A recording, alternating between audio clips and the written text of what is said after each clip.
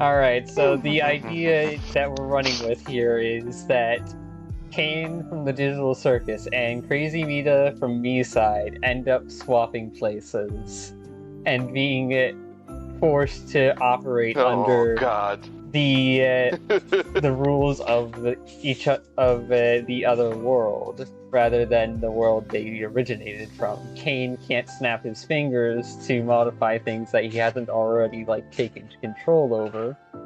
And Mita, oh great, Circus Castles would have a field day with her. Oh, the entire I think she'd have a field day with them. Yeah, but would it even be a digital circus in there anymore? Because there would definitely be the old structure of everything that already existed, and she would interface with it and add her own tributes to it. Yeah, I think that unlike the ending where Kane gets deleted, it would then just instead have been taken over by Crazy Mita. Yeah. So basically, they swap places, and now Crazy Mita's in charge, and the circus members are now going, staring down a crazy lady with a knife and chainsaw. I just had a how much that would terrifying change for them though, idea. considering last episode. When you swap the characters between each other's worlds is also important to how the dynamics shift too. Do you do it at the beginning, in the middle of the story, or right as either character is about to lose? Oh God. Exactly. Fucking, and then we add in the one-shot idea to where once the failure states of both characters have been activated, everything collapses and it starts merging with the one-shot world. With the world machine and everything. And the world machine's just going, okay, we need to get Nico the fuck out of here. Let's get Nico out of here. Get Nico out of here. Get Nico out of here. And the thing is, the player characters from the two games worlds are just like, yeah, all the cast and everything are just trying to work together to travel across a rapidly eroding landscape because of the scale of each game. The sheer size is added in there as well, so there's more time before the world corrodes in the technical sense. Now I have to wonder about the ring that guides you in Me Side. Would that still guide that player character? Good question. Also, line of thought I had. Would Mita and Kane, should they both fail and end up in the one-shot verse, end up losing their admin privileges? And to some degree, and the world machine is like, what are these new abilities? What the fuck is going on? I don't think things have changed too much for Mita because I think she spent a fair amount of time without any privileges all before she managed to glitch her way into getting admin privileges. Yeah. She'd just be back to square one. Kane, on the other hand, would probably go fucking insane because losing all of his abilities. He would lose his ability. The only thing he'd be capable of is shifting his own form around and floating above the ground. With Bubble just sitting next to the world machine like, hi! The world machine be like, I do not like you. The funny thing is, the world machine would probably take on the appearance of Bubble. Oh, that would be so fucking devious. But oh god. Kane, and suddenly the world machine appears as Bubble talking to Kane like, really? What's going on here? Well, here's the thing that's beautiful. Kane can't summon Bubble without Bubble being popped. And the world machine doesn't have arms or anything to pop Bubble with, so it's just stuck with Bubble right next to him.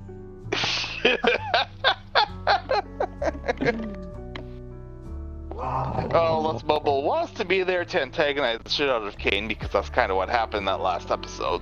Oh yeah, no, definitely. That would actually be an interesting idea. Having Bubble being stuck, unable to escape from the world machine's inner area or pop himself. Like he usually can, or to warp around. Because one-shot Bubble would world probably just be doesn't stuck do that in their teleporting bubbly stuff. personality. Yeah, Bubble would probably just be stuck in their bubbly personality talking with the world machine who'd probably be like, "Who are you? Where did you come from?" I wonder how Bubble would handle the offload of Kane's and like suppression and mental crash out. Like, would Bubble themselves start gaining more autonomy in how they express themselves, or would that just be like, great, so there's pressure in the system and we can't offload it? This is a problem. One thing that I think would be an interesting note is World Machine is in universe kind of at a point close to where Kane is when they're the crash out. And that's the cause of all the squares that appear throughout the world, the glitchy squares. Yeah. So basically, the host of the void after Kane's deleted is basically the equivalent to one-shot squares. Also, to re-reference an idea that we talked about earlier but didn't end up on this recording yet, we both kind of got down to the same core idea, or at least agreed on the idea, that Crazy Mita didn't start out with admin privileges, and thus in areas that she hasn't taken over or like made her own, she can't just do the snap of the fingers thing to change things. Yeah. But that would mean she is still capable of it, knowing how to get that access, which would make her like an interesting dynamic antagonist. Kane's crashing out, Crazy Mita is trying to gain power and influence to do the thing she wants to. World Machine's like, what the fuck is all this extra bandwidth? Why?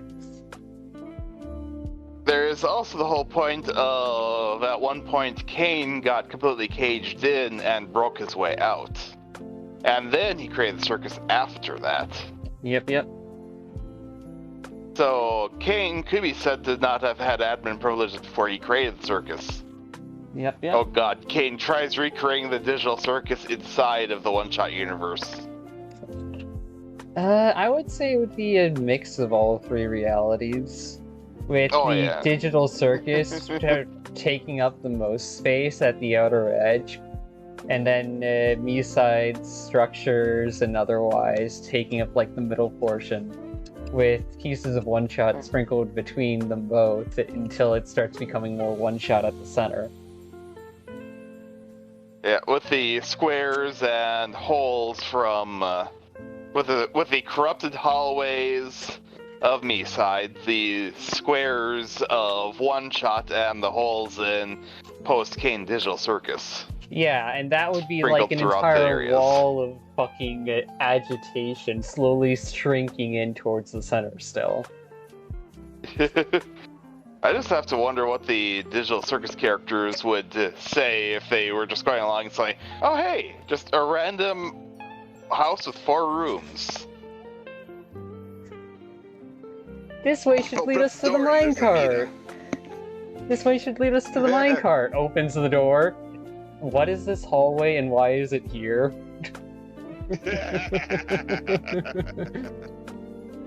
Or behind this door is Mita's fucking house, and it's like, why is there a minecart here?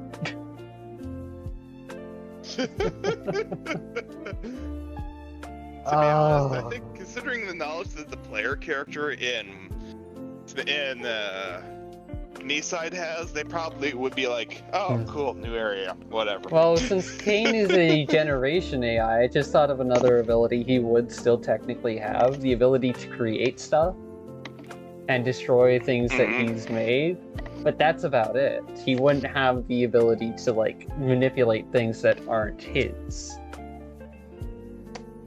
But suddenly Gummy Goo showing up, or the glowing queen.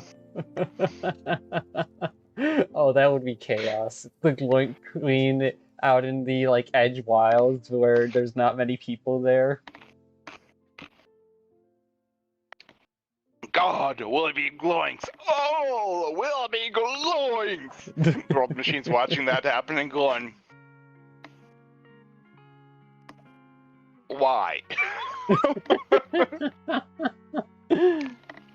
Oh, and let's not forget that every world Kane has made is technically preserved, every adventure and whatnot. So the sheer scale of the chaos. Yep. Oh. Alright, I'm gonna end this recording now. Because I think that's enough for the idea to live along inside someone else's head. Any last words for the recording, my dear? I think that's good right now. Alright, thank you for the head pats, I appreciate it.